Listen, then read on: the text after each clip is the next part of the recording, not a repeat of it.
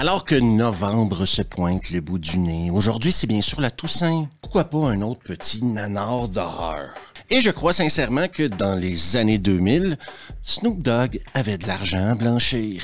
On me demande de souligner ici qu'il s'agit d'une opinion personnelle sans aucun fondement. Donc aujourd'hui, à Vendredi Nanar de 2006, Snoop Dogg présente Hood of Horrors. Et ça commence maintenant. Tu n'es plus mon fils. Tu es un monstre. Le film commence par un genre de manga. Pour vous expliquer quel genre de manga il s'agit, je vous dirais, imaginez un manga fait au Bangladesh pour le moins cher possible. C'est ce que c'est, hein. Je vous mentirai pas, c'est pas du grand art. Et ce manga-là sert à expliquer l'origine story de Snoop Dogg dans ce film-là. Le mec, OK, a voulu tuer un mec, et là, il y a une balle perdue qu'a tué sa sœur. À cause de ça, il va faire un deal avec le diable. Un concept qui reviendra tout le long du film. Je veux récupérer la balle qui a tué ma petite sœur. Donc, Snoop Dogg va échanger sa vie contre celle de sa sœur. On est toujours dans le manga, là, je vous le dis. Et finir par travailler pour le diable à trouver d'autres âmes en peine. Une vie contre une vie. On aura le droit à 3 histoires dans cette merveilleuse épopée qui est Hood of Horror. Et la première commence par Snoop Dogg qui nous explique ce qui va arriver. Il casse le 4e mur et on est sur le cul.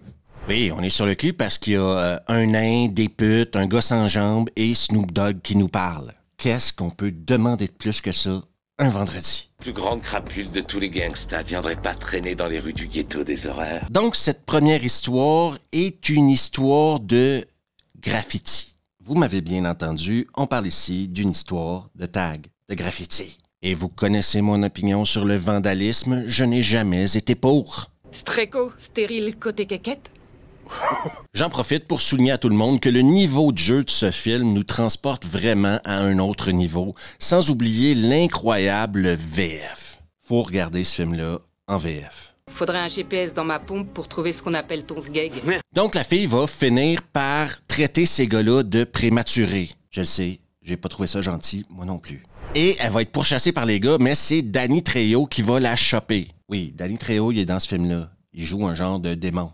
Dans le langage de Danny Trejo, le mot « non, j'ai d'autres choses à faire » n'existe pas. Si tu lui offres un rôle dans un film, Danny Trejo va jouer dans ton film. Je crois que j'ai cueilli une magnifique petite fleur des rues. Non seulement est-il démon dans ce film, mais il est également tatoueur. Il va donc tatouer la fille sur l'avant-bras et la main. Un tatou qui, on apprendra plus tard, lui donne des pouvoirs. Et apprécie la beauté de ce pouvoir qui est en toi maintenant. C'est comme le deal qu'elle fait avec le diable parce qu'elle, à quelque part, elle veut venger la mort de sa mère. Ah, je le sais, ça a l'air simple, mais c'est tellement plus compliqué que ça, Hood of Horror. La vie n'est pas juste. Et non seulement est-ce que Danny Trejo est tatoueur, démon, mais il est également poète, poète. Le pouvoir de donner la vie est une grande responsabilité. Passons maintenant au début de la vengeance. Il y a un mec qui est avec une pute dans un genre de taudis. La pute le fait chier parce qu'elle essaye de lui voler de l'argent. Comme si ça surprendrait quelqu'un qu'une pute veuille te voler ton argent. J'adore quand ta bouche est ouverte et humide. Je vais y glisser une bonne friandise dedans. Fait que là, il va commencer à jouer avec son flingue qui est dans son pantalon. Mais merde. Et oui, il avait oublié de mettre la sécurité sur son flingue. Ça, c'est super important. Les armes à feu, la sécurité, il y a une formation qui vient avec ça. Faut apprendre à respecter la puissance des armes à feu. Sinon, tu te fais exploser la bite, comme il vient tout juste de faire. Imaginez, OK, que la police vous appelle et vous dit que votre fils s'est fait exploser la queue parce qu'il n'a jamais appris à se servir d'une arme à feu. Il a déchargé sur sa propre bite. Et Posey, elle, la fille en question, a des flashbacks. Et les flashbacks, dans cette première histoire, ça donne énormément de profondeur au personnage. Tu vois, ma princesse, ça ressemble à tes peintures. Et on apprend également que quand elle met un X en rouge sur les tags de quelqu'un qui a fait un tag là, eh bien, cette personne-là, elle meurt. Fait qu'elle va aller mettre un X sur un autre tag. Et là, il y a un mec, OK, qui est en train de pisser tranquille, qui vient tout juste d'aller dévaliser une supérette. Et ce pauvre con va glisser dans sa pisse et s'écraser la tête sur une bouteille, sur un 40. Pour ceux qui ne savent pas c'est quoi un 40, laissez-moi vous l'expliquer. Imaginez la bière la plus cheapose que vous avez jamais vue de votre vie. En plus, c'est pas vraiment de la bière parce que c'est plus de la malt liquor, quoi. C'est vraiment dégueulasse. Mais extrêmement populaire dans un certain créneau de population en Amérique du Nord. Question de nous garder occupés, elle va faire un autre X sur un autre tag. Elle est vraiment anti-graffiti. Alors qu'au début, c'était une fille qui faisait des graffitis. C'est dur à comprendre, mais on réussit à suivre quand même. Et là, le mec va s'étrangler avec un téléphone dans une cabine téléphonique. Le genre d'affaire qui pouvait juste arriver au début des années 2000. Danny Trejo, malheureusement, ne trouve qu'elle en fait pas assez. Non, elle est pas assez méchante avec les méchants. Donc, il va lui enlever son tatouage. Tu vas rejoindre le gang, petite Posy. Qu'est-ce qui nous fait comprendre qu'elle en fait pas assez? On le saura vraiment jamais, quoi. Pourquoi est-ce qu'il décide d'envoyer les 3 zombies qu'elle a fait tuer, la tuer? Ça aussi, c'est très flou dans l'histoire. Mais saluons l'intention quand même. On essaie des trucs.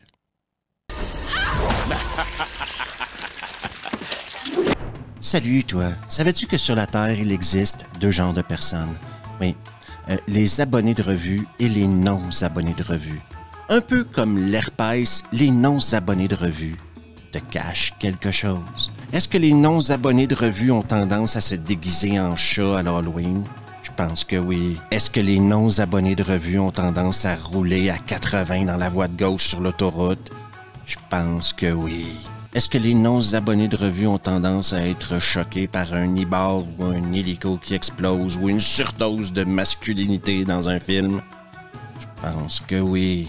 Alors n'hésite surtout pas à t'abonner à la chaîne Revue, juste ici à laisser un pouce, à activer les notifs et à partager la vidéo avec tes amis parce que tu veux pas faire partie de ces gens-là, quoi.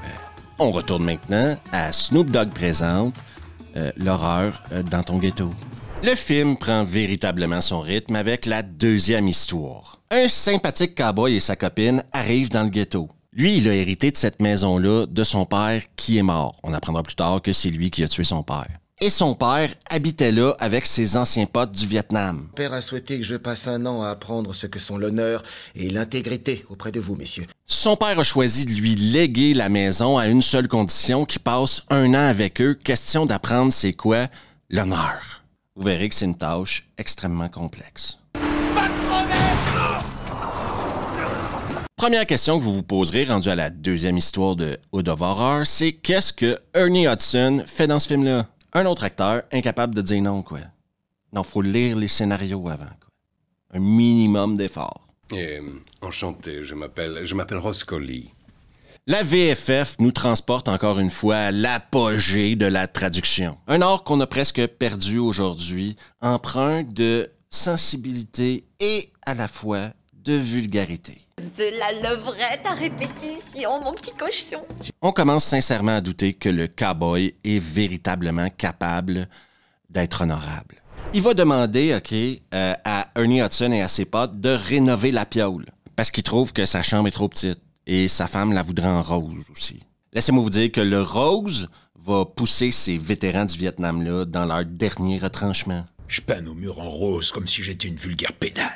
Et pour une raison qui nous est à peine expliquée, le cowboy va décider d'essayer de tuer l'infirmière ou de profiter d'elle d'une certaine manière avec sa femme. C'est pas super clair, c'est pas très bien expliqué, il n'y a pas vraiment de relation bâtie, mais en fin de compte, l'infirmière finit dans leur lit. Oh non, je ne veux pas. Faudra vous y faire aussi, il n'y a pas de manucure en tôle, pétasse. Oh. Et Ernie Hudson va la trouver dans un frigo. Et tout ça, en plus, va coïncider avec la mort d'un de leurs potes qui était déjà à moitié mort. Cette fois, pour Ernie, c'est personnel. L'heure est venue de se battre. Et pour la copine du cowboy, ils vont décider de la gaver de caviar. Oui, parce que plus tôt dans le film, alors que eux crevaient de faim et étaient payés 5 balles de l'heure pour rénover l'appartement, ils donnaient à manger du caviar aux chiens. On aime tous nos chiens. De là à leur donner du caviar, je trouve ça un peu poussé moi aussi. De là à se venger en gavant la fille de caviar, je dis pourquoi pas. Il reste donc maintenant plus que le cas du conte cowboy à régler. Et ça va être assez thématique, je dirais, parce qu'ils vont l'empaler sur une corne de taureau. Vous voyez le lien cowboy-taureau? C'est dommage.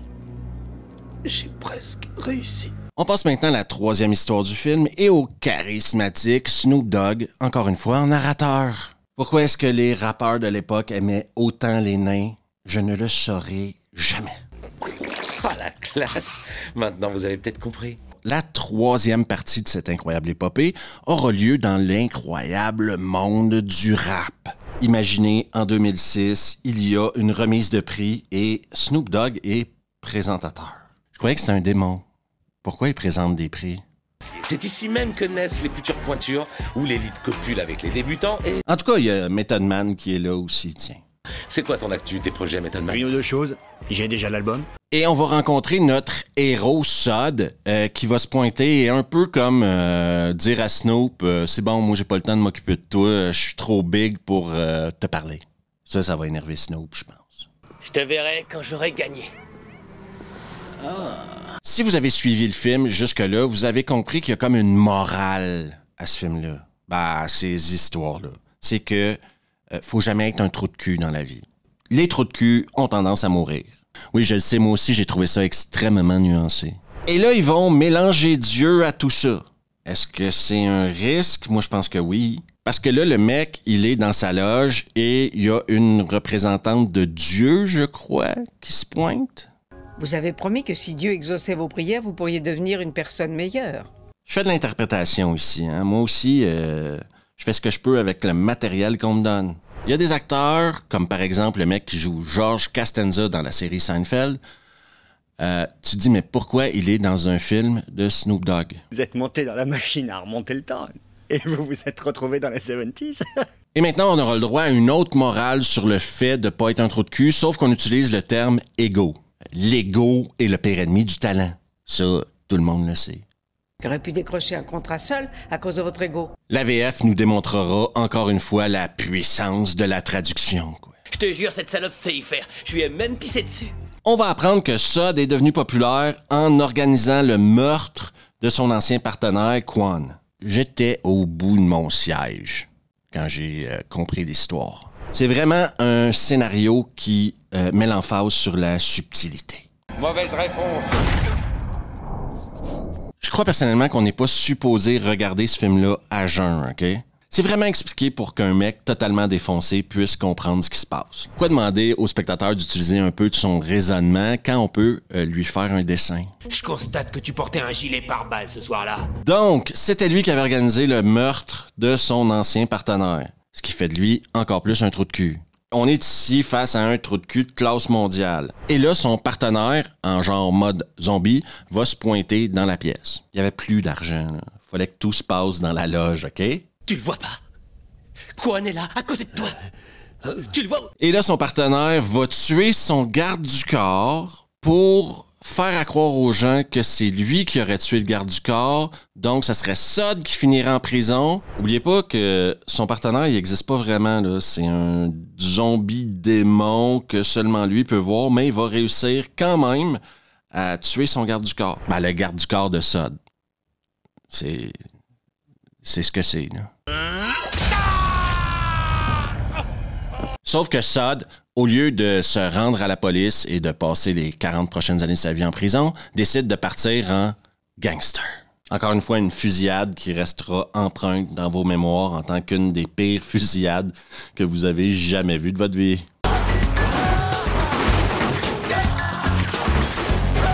Ajoutez à ça 5 minutes de vidéoclip d'une chanson de Snoop Dogg que personne connaît. Et c'est la fin de Hood of Horror.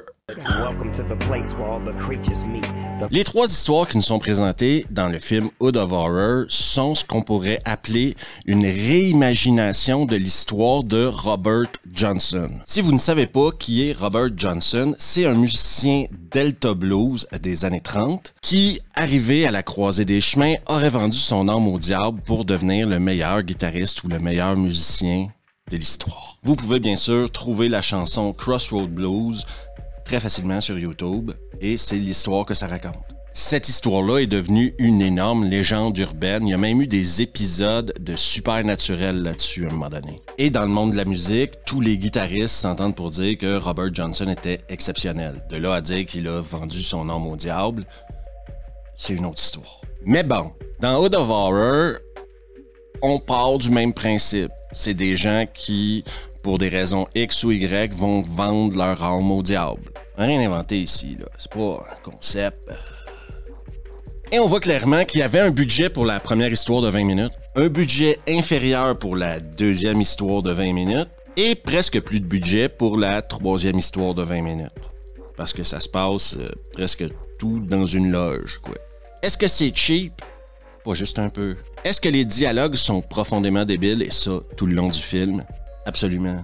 Est-ce que j'ai le droit de dire que c'est débile même si je suis un homme blanc de 45 ans? Personnellement, je pense que oui. Parce que ici, mieux vaut en rire qu'en pleurer. C'est rempli de clichés sur le ghetto, bien sûr, et c'est comme un vidéoclip de 1h15. Sans compter ici qu'on chie un peu sur les mangas aussi, avec des genres de scènes de manga à gauche et à droite, mais c'est super cheap. Snoop Dogg aime faire de l'argent. Apparemment, il aime pas en dépenser. Parce qu'on se rend vite compte en regardant ce film-là que un des objectifs était « faut que ça coûte le moins cher possible ».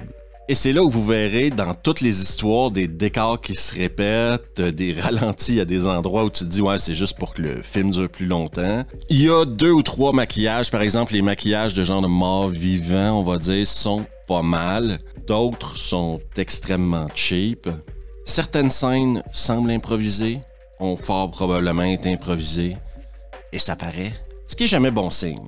Si tu mets des improvisations dans un film, et les fans français de cinéma comprendront, t'es pas supposé de te rendre compte que c'est une impro. C'est supposé d'avoir l'air naturel dans le film. Oui, je le sais, je picaille, mais bon. Hood of Horror, c'est quand même du gros nanar. Il y a du niveau ici, là. Hein? On est à l'Halloween, je sais. Là, c'est la Toussaint. Mais je vous garde quand même, hein? Je le conseille bien sûr à tous les fans d'horreur, à tous les fans de nanar. Vous allez trouver votre compte. Il y a tout ce qui fait qu'un film est totalement débile. Et la VF est juste spectaculaire. J'en ai parlé durant la vidéo. N'hésitez surtout pas à le regarder en VF. Sinon, n'oubliez pas d'aller faire coucou à Revue le podcast qui vous attend toujours avec impatience. Pour des vidéos exclusives, non censurées et sans publicité, eh bien c'est sur Patreon que ça se passe, juste ici à partir de 3 € par mois. Et toi qui n'es toujours pas abonné à YouTube, pourquoi est-ce que tu veux pas m'aider?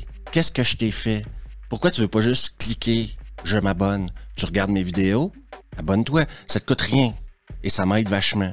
Si tu peux la partager avec tes potes, ça aussi, ça m'aide beaucoup. Parce que c'est pas tous les jours où je fais des vidéos sur Snoop Dogg. En attendant, on se revoit bien sûr la prochaine fois.